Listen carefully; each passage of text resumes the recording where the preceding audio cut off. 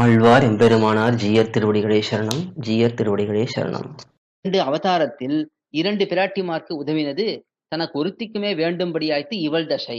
இவளுடைய நிலை எப்படி இருக்கு?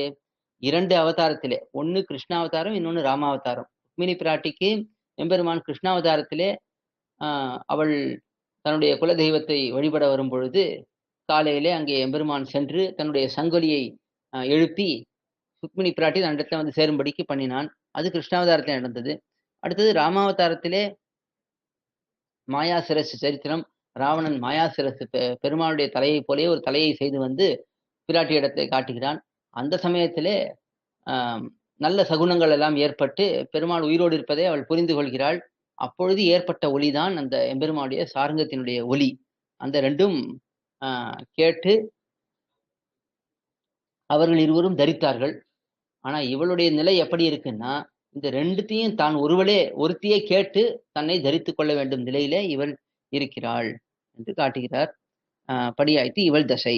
சிசுபாலன் ஸ்வயம்பரார்த்தமாக ஒருபட்ட சமயத்திலே, சிசுபாலன் ஸ்வயம்பரத்துக்காக வந்திருந்தான். ருக்மிணி பிராட்டியை கைப்பிடிக்க வேண்டும் என்று கண்ணாலங்கோடித்து கண்ணி தன்னை கைப்பிடிப்பான், அண்ணாந்திருக்கவே ஆங்கவளை கைப்பிடித்த என்று அந்த சிசுபாலன் ஒரு சமயம் கண்ணை எடுத்துட்டான் ருக்மிணி பிராட்டி இடத்துல இருந்து.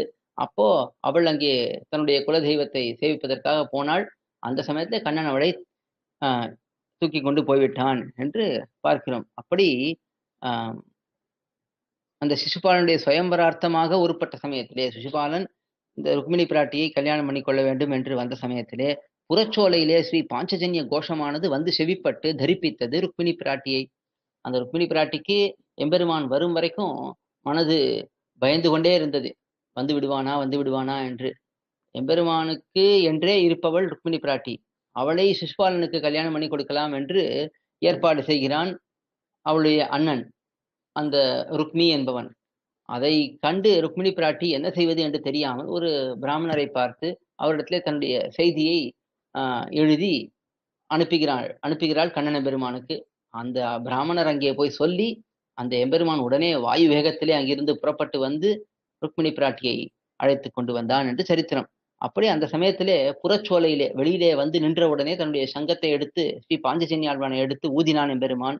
அந்த சப்தத்தை கேட்டுதான் தன் தரித்து கொண்டாள் என்பது காட்டப்படுகிறது. அதுக்கு மேலே சார்கவில் நானொலியும் அதை விளக்குகிறார் பிராட்டியை, ருக்மிணி பிராட்டி. அடுத்தது ராவணன் மாயாசிரஸை காட்டின போது பிராட்டி இடத்துல, சீதா பிராட்டி இடத்துல வந்து மாயாசிரஸ் ராமனுடைய சிரஸை போலவே, பெருமானுடைய சிரஸை போலவே ஒரு தலையை செய்து வந்து அவளிடத்திலே காட்டுகிறான்.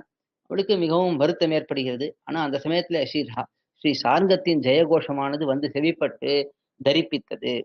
சார்ங்கத்தினுடைய வில்லுடைய அந்த நானொலியை கேட்டு இவள் தரித்து கொண்டாள்.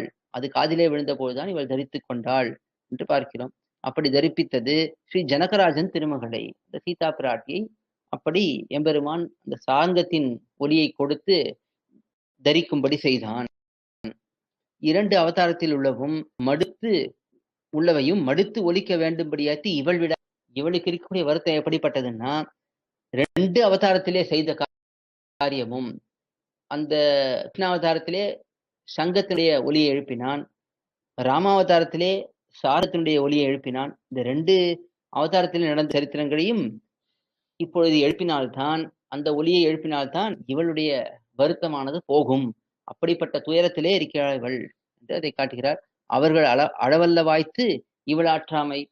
சீதா பிராட்டியுடைய துன்பத்தை பார்க்கும் பொழுதும், ருக்மிணி பிராட்டியுடைய துன்பத்தை பார்க்கும் பொழுதும், ஆண்டாள் பிராட்டியுடைய துன்பத்தை பார்த்தால் ஆண்டாள் நாச்சியாருடைய துன்பம் தான் மிக அதிகம். எம்பெருமானை பிரிந்து வாடுவதிலே இவளுக்கு இருக்கக்கூடிய வருத்தம் மற்ற பிராட்டிமார்களுக்கு கூட இருக்காது என்னும் அளவுக்கு இங்கே காட்டுகிறார்.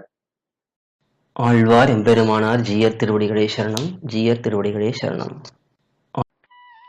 கோயில் KOYIL என்னும் ஆப்பை கூகுள் பிளே ஸ்டோரில் இருந்தோ ஆப்பிள் ஆப் ஸ்டோரில் இருந்தோ டவுன்லோட் செய்து இது போன்ற சம்பிரதாய விஷயங்களை கேட்டு மகிழலாம். எங்கள் வலைத்தளம் koil.org KOYIL.org